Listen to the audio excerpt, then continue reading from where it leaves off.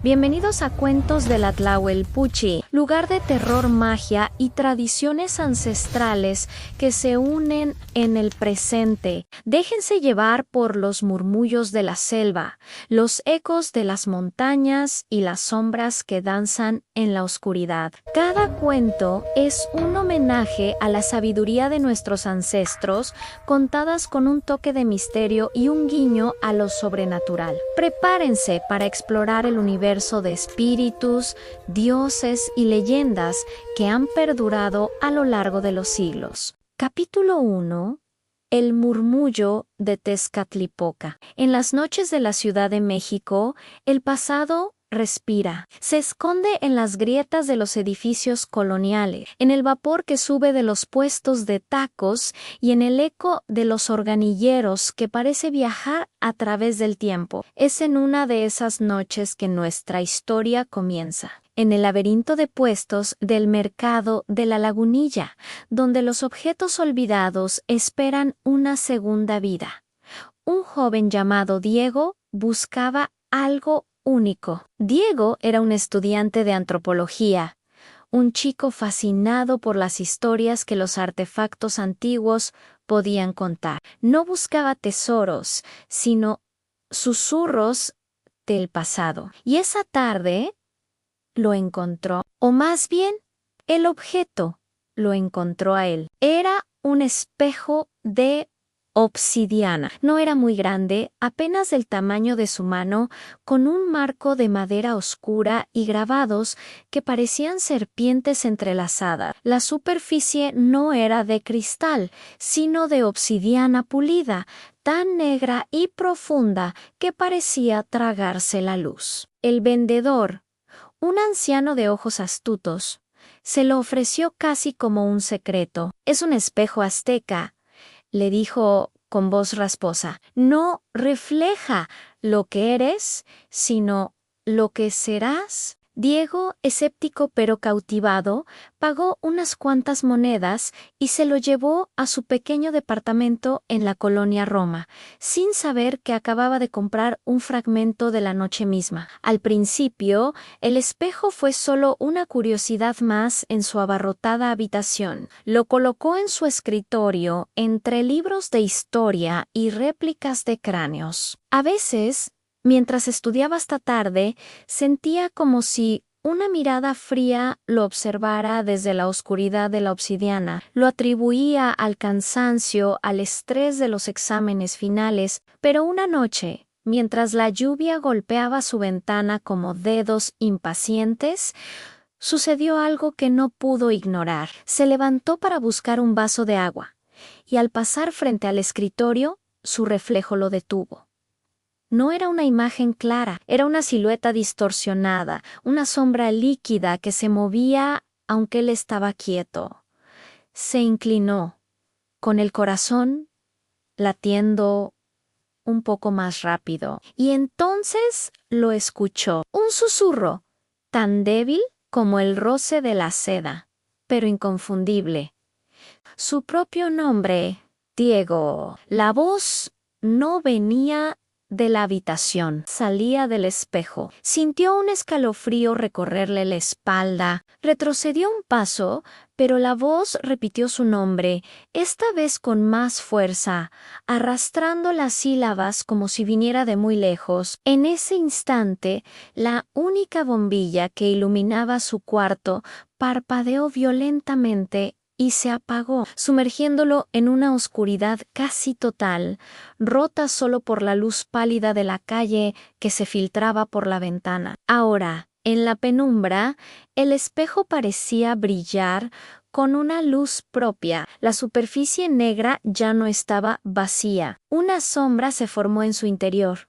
Una figura humana sin rostro, con contornos que se retorcían como humo. Diego se quedó paralizado, su mente científica luchando por encontrar una explicación lógica, una alucinación, el reflejo de las luces de un auto, pero la sombra se movió de nuevo, levantando un brazo, y el terror se apoderó de él cuando la sombra en el espejo imitó el movimiento que él estaba a punto de hacer.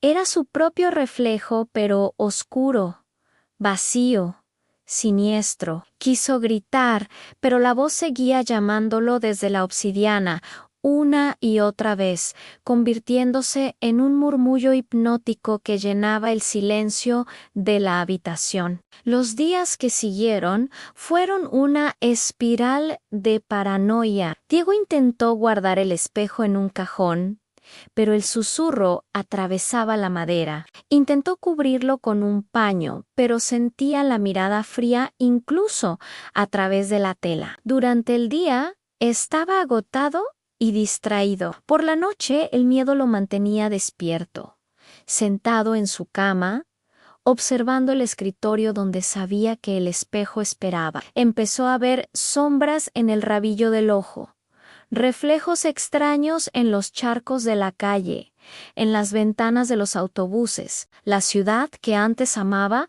se había convertido en un laberinto de superficies reflectantes que lo acechaban. Una noche, vencido por el agotamiento y una macabra curiosidad, decidió enfrentar lo que fuera que habitara en ese objeto. Sacó el espejo del cajón y lo colocó de nuevo sobre el escritorio. La habitación estaba en silencio, pero era un silencio tenso, expectante. Se sentó frente a él y fijó la mirada en la superficie negra. «Aquí estoy», dijo en voz alta, su voz temblando ligeramente. «¿Qué quieres de mí?» Por un momento no pasó nada, solo su propio rostro pálido y ojeroso le devolvía la mirada desde la profundidad de la piedra. Pero de un instante a otro comenzó a suceder algo.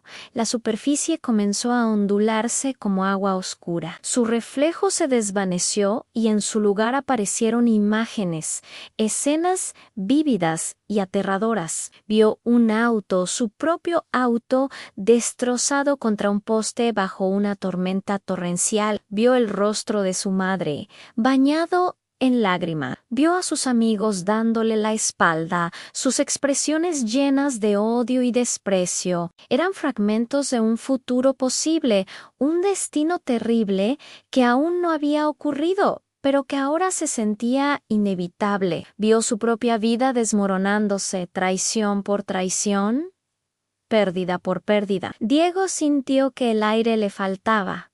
Su pecho se oprimía con la angustia de un futuro que no quería vivir. Y entonces las imágenes se detuvieron. La superficie del espejo volvió a oscurecerse y de ella emergió una figura. Ya no era una simple sombra, ahora tenía forma. Un hombre de piel oscura, adornado con joyas de oro y piedras de jadei. Le faltaba un pie, y en su lugar había un espejo humeante, idéntico al que Diego sostenía en sus manos. Sus ojos brillaban como brasas en la oscuridad. «Yo soy Tezcatlipoca», habló la figura. Su voz era el mismo susurro que lo había atormentado, pero ahora resonaba con un poder antiguo y absoluto. «Soy el señor del destino, el humo en el espejo, la noche y el jaguar. Lo que has visto es solo uno de los muchos caminos que te esperan. Un camino de miseria y soledad». La figura se acercó dentro del espejo, su rostro casi llenando la obsidiana. «Pero no tiene por qué ser así. Tu destino es como arcilla en mis manos. Puedo moldearlo, puedo darte poder, conocimiento, todo lo que tu corazón desea. Puedes evitar todo ese sufrimiento». Diego lo miraba, hipnotizado y aterrorizado. «¿Qué? ¿Qué tengo que hacer?», preguntó. Su voz apenas un hilo. La sonrisa de Tezcatlipoca fue escalofriante, una promesa de poder y perdición. «Solo tienes que obedecer. Conviértete en mi instrumento en esta era. Cumple mi propósito y te daré un destino digno de un rey. Pero niégate, y el camino que has visto será solo el principio de tu tormento». La oferta flotó en el aire, pesada y seductora. Poder a cambio de servidumbre, un destino glorioso a cambio de su voluntad. Por un instante, Diego dudó. La promesa de evitar tanto dolor era casi irresistible. Vio la cara de su madre llorando, la traición de sus amigos. Tenía la posibilidad de evitarlo todo. Solo tenía que decir que sí. Sin embargo, vio algo más en los ojos de la deidad, una crueldad infinita, un desprecio por la vida humana. Entendió que cualquier poder que le diera vendría con un precio inimaginable. La libertad, su propia alma. Con una oleada de adrenalina y desafío, agarró lo primero que encontró en su escritorio, una pesada réplica de una cabeza olmeca, y con un grito que mezclaba rabia y terror, la estrelló contra el espejo. La obsidiana se hizo añicos con un sonido agudo, como un grito de cristal. Los fragmentos saltaron por toda la habitación,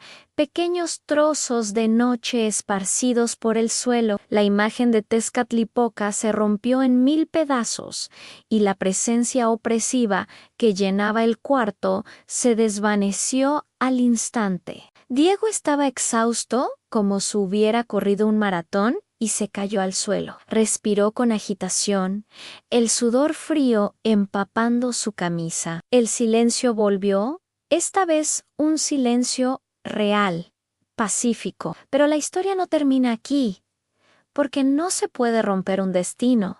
Solo se puede liberar. Diego creyó haber destruido la maldición, pero lo único que hizo fue soltarla de su jaula de obsidiana. Ahora, el propósito de Tezcatlipoca no está atado a un solo objeto. Está suelto en el mundo y lo busca en cada superficie reflectante, en el cristal de una ventana, en el acero pulido de un ascensor, en un charco de agua después de la lluvia, e incluso en la pantalla oscura de su propio teléfono. Diego rompió el espejo, pero ahora cualquier reflejo es un portal, y en algún lugar, en la oscuridad de su propia imagen, Tezcatlipoca, el espejo humeante, espera paciente para reclamar el destino que le fue prometido. El murmullo nunca se detuvo, simplemente ahora viene de todas partes. Si te gustan las historias donde los mitos antiguos despiertan en nuestro mundo, no olvides suscribirte y activar la campanita para no perderte el próximo episodio. Déjanos un comentario contándonos qué harías en el lugar de Diego. Nos vemos en la próxima historia. Ten cuidado con tu reflejo. Y gracias por acompañarnos en este primer capítulo de los cuentos del Atlahuelpuchi.